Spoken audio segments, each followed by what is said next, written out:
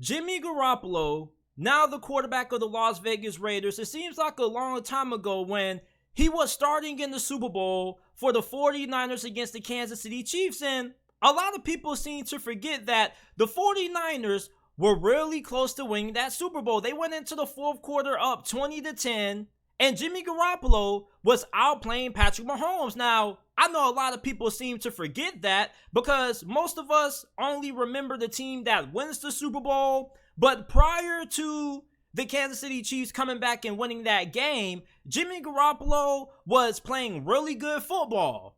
And then Patrick Mahomes, before he ended up turning things around and ended up looking like God on the gridiron for the last 8 minutes of that game, he had 2 interceptions and he wasn't playing all that well. And then all of a sudden, in the fourth quarter, on the 3rd and 15, he dials up a big completion to Tyreek Hill down the field, and that's when the game started to turn. And then Jimmy Garoppolo, on the most important drive of the game, with 1:34 left, 3rd and 10, down 20-24, he overthrows Emmanuel Sanders. Now, what if Jimmy Garoppolo never overthrew Emmanuel Sanders? That play either results in 2 things: Emmanuel Sanders scoring a touchdown, or the 49ers being inside the 10-yard line with a 10-yard line, with an opportunity to win the game. And if Jimmy Garoppolo completes that pass and the 49ers end up scoring a touchdown, regardless if it happened on that play or after, if Kansas City ends up winning the game, nobody's going to blame it on Jimmy Garoppolo. People are going to place the blame on the 49ers defense. And think about this. If the 49ers win the Super Bowl and Jimmy Garoppolo completes that pass to Emmanuel Sanders, the narrative about Jimmy Garoppolo probably will be way different today than what it is right now with Jimmy Garoppolo having overthrown Emmanuel Sanders. Because prior to that game, most people were considering Jimmy Garoppolo to be a top 12, top 11 quarterback. And then he overthrows Emmanuel Sanders, and then all of a sudden people start saying Jimmy Garoppolo isn't good enough to win you a Super Bowl. He's a game manager at best. And although he outplayed Patrick Mahomes for 3 quarters and 8 minutes, you're defined by what you do in the crucial moments of the game. And that's what separates the elite quarterbacks from the average quarterbacks. The great quarterbacks step up and make plays with the game on the line, and that's what Patrick Mahomes did in Super Bowl 54. Meanwhile, Jimmy Garoppolo, although he played a really good game, he wasn't able to make the biggest throw of that game, and that's why the 49ers ultimately lost. But if Jimmy Garoppolo completes that pass, today we probably are viewing Jimmy Garoppolo in a different light. You can maybe say that Jimmy Garoppolo still will be viewed as a average to slightly above average quarterback, but you wouldn't be able to take away that big throw if he would have been able to make it. And he would have gotten a lot of praise for being able to make that throw and putting the 49ers in a situation to win the Super Bowl. It's the difference when you have a Super Bowl ring versus not having a Super Bowl ring. The narrative about you is always a little bit biased if you're able to lead your team to the Super Bowl. Look at how people talk about Joe Flacco. Even though Joe Flacco was never seen as an elite quarterback, the fact that he has a Super Bowl ring makes a lot of people respect Joe Flacco. You never really hear too many people saying Joe Flacco was overrated or he was an average quarterback. Most people, when they talk about Joe Flacco, view him as a above average quarterback during his time playing. You want to know why? Because of that Super Bowl win. Even though football is a team sport, when it comes to how people view quarterbacks, a Super Bowl matters. And if you're able to get one, your perception is drastically shifted. And if Jimmy Garoppolo completes that pass to Emmanuel Sanders, the narrative about him wouldn't be the same today if he was to have that play end up resulting in his favor. Jimmy Garoppolo is not a bad QB. You can win with a Jimmy Garoppolo. It's just that you need a lot of talent around him. But completing that pass would have changed how people view Jimmy Garoppolo's entire career. You got to remember, when Jimmy Garoppolo started games for the 49ers, he had a winning record. He was a top 12 quarterback at one point. I know it seems hard to remember that, but Jimmy Garoppolo was not a bum. And if he leads the 49ers to that Super Bowl win, do they trade for Trey Lance?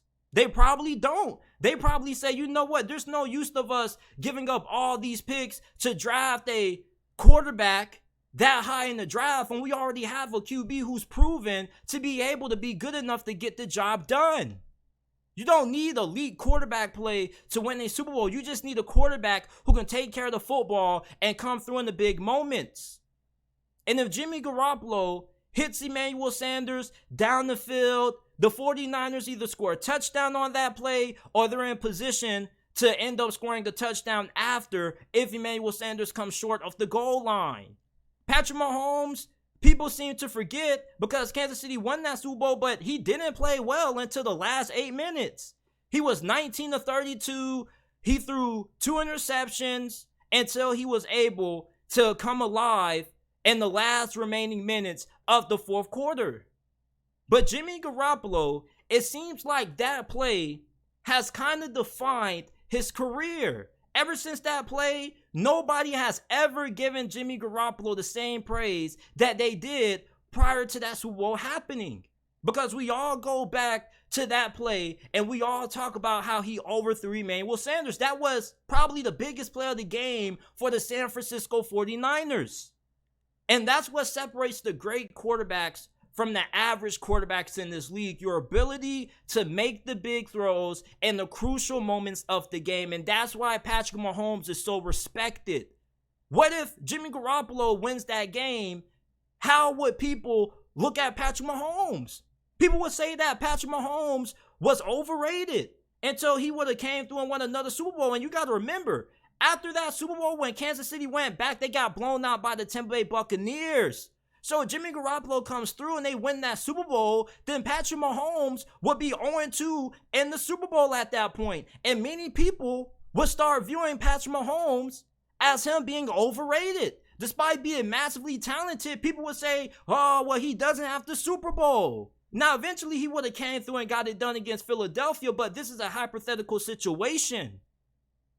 Jimmy Garoppolo's career seems to be defined and magnified by that one big incompletion in that game. And you can point to a lot of other reasons why people have the viewpoint that they have on Jimmy Garoppolo, the injuries, still the fact that he's fairly inconsistent, but we always seem to be a little bit more biased and make a little bit more excuses for a quarterback who's able to win a Super Bowl.